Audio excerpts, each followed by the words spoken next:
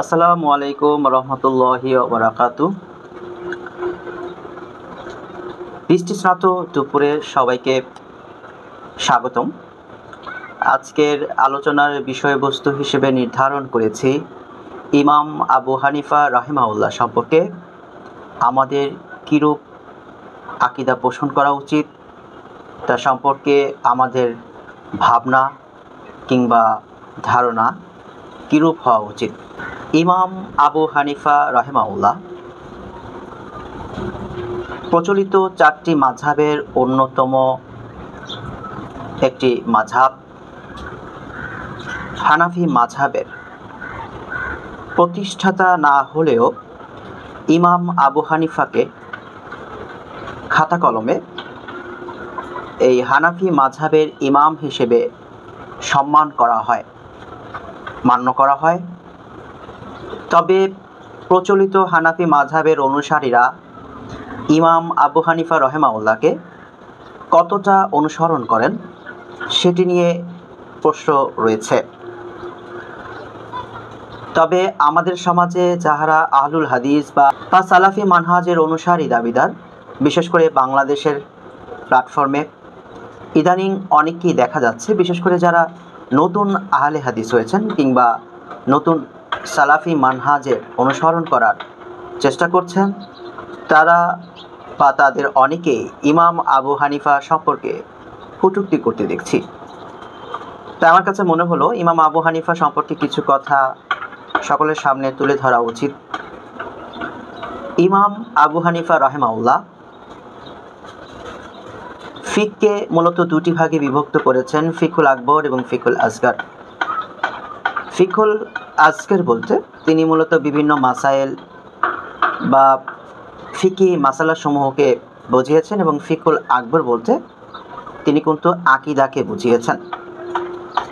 এটা সত্য যে ইমাম আবু হানিফা রাহিমাহুল্লাহর অন্যান্য ইমামদের তুলনায় তার হাদিসের সংকলন কম ছিল। তাই ফিকি মাসালার ক্ষেত্রে হয়তো অনেক সুন্নতি আমল তাকে বা তার মাযহাবকে ছাপিয়ে গিয়েছে।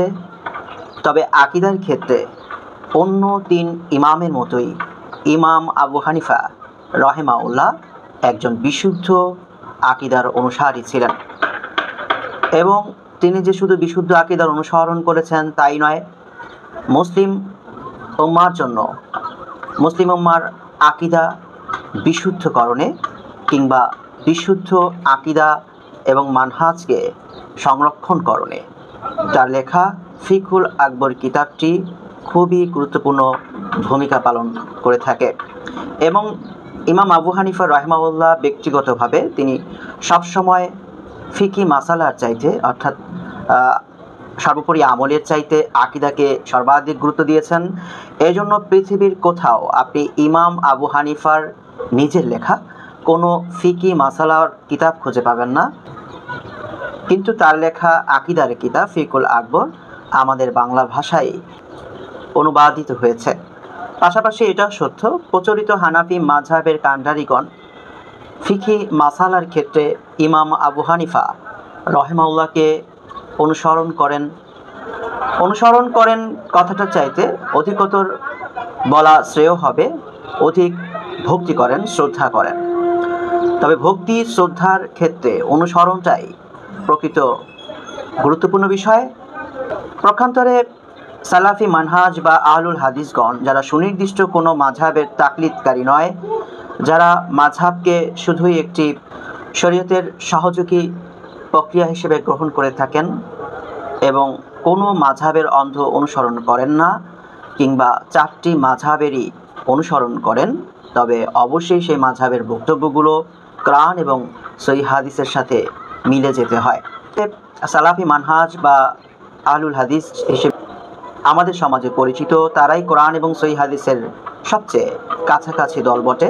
তবে নতুন যারা আহলে হাদিস হয়েছেন কিংবা সালাফি মানহাজের অনুসরণ করেছেন, আমি তাদের অনেকের পোস্ট দেখে এটা উপলব্ধি করতে পারলাম যে তারা অনেকেই জানেন না তারা যে কোরআন হাদিসের সবচেয়ে কাছাকাছি মানহাজ বা আকীদার অনুসরণ করছেন, সে আকীদা হুবহু হজরতে ইমাম আবু হানিফা রহেমাউল্লাহর লেখা ফিকহুল আকবর কিতাবের সাথে মিলে যায়, অর্থাৎ তারা ইমাম আবু হানিফার আকীদাই অনুসরণ করছেন। কিছু ফিকি মাসালার ক্ষেত্রে যেহেতু হাদিস সংরক্ষণে সংকলনে তার দুর্বলতা ছিল, কিছুটা হাদিস সংগ্রহ বা সংকলন কম ছিল, সেক্ষেত্রে ইমাম আবু হানিফার কিছু আমল রয়েছে বা হানাফি মাযহাবের কিছু আমল রয়েছে যেগুলো অনেক ক্ষেত্রে সুন্নাহ সম্মত নয় কিংবা কোনো দঈফ হাদিস দ্বারা আমাদের সমাজে প্রতিষ্ঠিত হয়ে গিয়েছে। তাই বলে এই নয় যে ইমাম আবু হানিফাকে নিয়ে কটূক্তি করতে হবে, কেননা প্রচলিত হানাফি মাযহাবের অনুসারীরা ইমাম আবু হানিফার অনুসরণ করেন না। প্রচলিত হানাফি মাযহাবের অনুসারীরা যারা রয়েছেন, তারা যারা আমাদের দেশে পীরপন্থী রয়েছেন, দেখুন হানাফি মাযহাবে এই ধরনের পীর কোনো শব্দই নেই, এবং তারা দাবি করে থাকেন যে তারা হানাফি মাযহাবের অনুসরণ করেন। তারা আসলেই হানাফি মাযহাবের অনুসরণ করেন, তবে সেটি প্রচলিত হানাফি মাযহাবের অনুসরণ, ইমাম আবু হানিফার অনুসরণ নয়।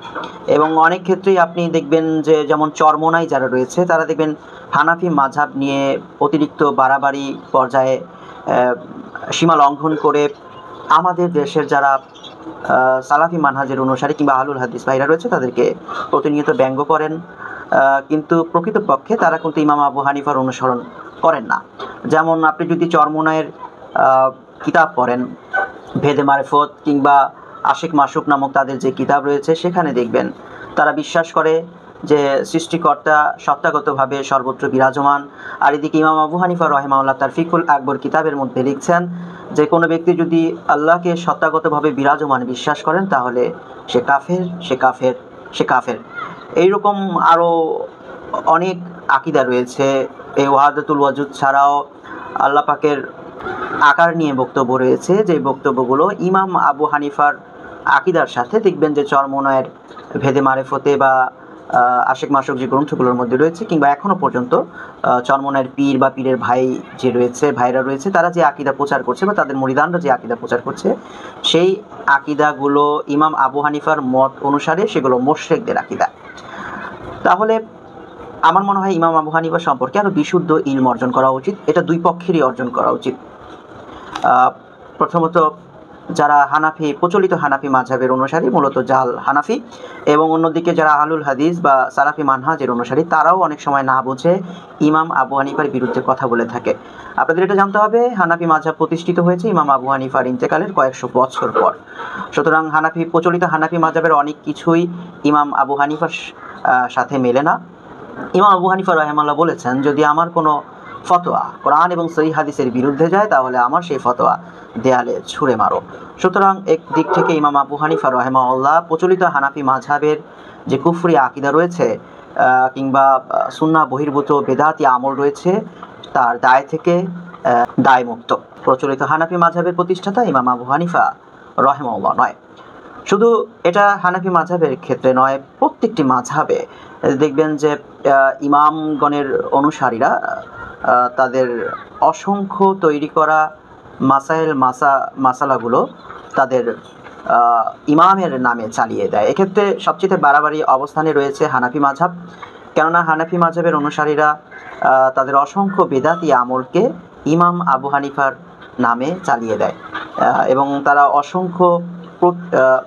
অসংখ্য প্রমাণিত সুন্নাহ অনুসরণ করে না, বরঞ্চ সরাসরি সে সকল সুন্নাহর বিরোধিতা করে তাদের ইমামের নামে। তার মধ্যে অন্যতম হচ্ছে রাফুল ইয়াদিন, জোরে আমিন বলা। এই সমস্ত আমলগুলো সহিহ হাদিস দ্বারা প্রমাণিত। তাই অনেক হানাফি মাযহাবের অনুসারীরা রয়েছে বা আলেমরা রয়েছে, বিজ্ঞজনেরা রয়েছে, তারা হানাফি মাযহাবের অনুসারী হওয়া সত্ত্বেও এই আমলগুলো তারা করার চেষ্টা করে। তবে আমাদের সমাজে প্রচলিত কিছু জাল হানাফি রয়েছে, মূলত তারা ধর্ম ব্যবসায়ী। তারা তাদের ধর্ম ব্যবসা টিকিয়ে রাখার জন্য, সমাজে তাদের প্রতিপত্তি, তাদের প্রভাব ধরে রাখার জন্য তারা এই সুন্নতি আমলগুলো শুধু পরিত্যাগই করে না, এই সকল সুন্নতি আমলের বিরোধিতা করে প্রতিনিয়ত তাদের ঈমান ভঙ্গ করে চলেছে। শাহ ওয়ালিউল্লাহ দেহলভী রাহিমাহুল্লাহ এজন্য আমাদের প্রচলিত চার মাযহাবকে মূলত দুইটি ভাগে বিভক্ত করেছেন। তার মধ্যে একটি হচ্ছে আহলুল রায় এবং আরেকটি হচ্ছে আহলুল হাদিস। এই যে আহলুল রায়, এই আহলুল রায় বলতে তিনি হানাফি মাযহাবকে বুঝিয়েছেন, এবং অন্য যে তিনটি মাযহাব রয়েছে শাফি, হাম্বলি, মালিকি এবং এই 3 মাযহাবকে তিনি আহলুল হাদিস বলেছেন। কেননা যেমন মুসনাদে আহমদ তার লেখা বিশুদ্ধ হাদিস গ্রন্থ রয়েছে। ইমাম আহমদ ইবনে হাম্বল 10 লক্ষ হাদিসের হাফেজ ছিলেন। এছাড়া ইমাম মালিকের হাদিস গ্রন্থ রয়েছে এবং যে ইমাম শাফি তাদের প্রচুর হাদিস সম্পর্কে প্রচুর জ্ঞান ছিল এবং তাদের অসংখ্য হাদিস মুখস্থ ছিল।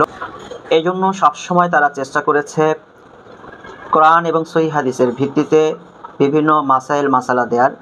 পক্ষান্তরে যেহেতু ইমাম আবু হানিফা রাহিমাহুল্লাহর হাদিসের সংরক্ষণ তুলনামূলক তার কম ছিল, সেজন্য অনেক ক্ষেত্রেই তিনি রায়ের আশ্রয় নিয়েছেন। অধিকাংশ মাসাইলের ক্ষেত্রে তারা রায়ের আশ্রয় নিয়েছেন এবং তার ইন্তেকালের পর প্রচলিত হানাফি, যারা হানাফি নামটি ব্যবহার করছে আমাদের সমাজে, বহির্বিশ্বে, সারা পৃথিবীতে এদের সংখ্যাই বেশি, বিভিন্ন ধর্ম ব্যবসায়ীগণ তাদের ধর্ম ব্যবসাকে টিকিয়ে রাখার জন্য, সমাজে তাদের প্রভাব ধরে রাখার জন্য এই রায়ের অনুসরণের ক্ষেত্রে যুক্তি বা কিয়াস ভিত্তিক মাযহাবকে তারা গ্রহণ করেছে এবং আরও সমৃদ্ধ করেছে।